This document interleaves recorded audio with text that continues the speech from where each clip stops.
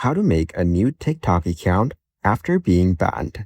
To get started, first of all, open up the TikTok application on your phone. You will then be taken to the sign up page. You will see many options of signing up to a TikTok account.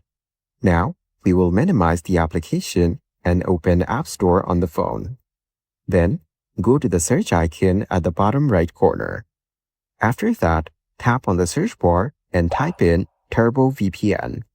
Make sure that the latest version of this VPN is downloaded on your phone. Then, open the VPN. Once you're in, skip the ads and tap Allow to this prompt. Then, hit that orange button over here. You will see that the VPN is connected.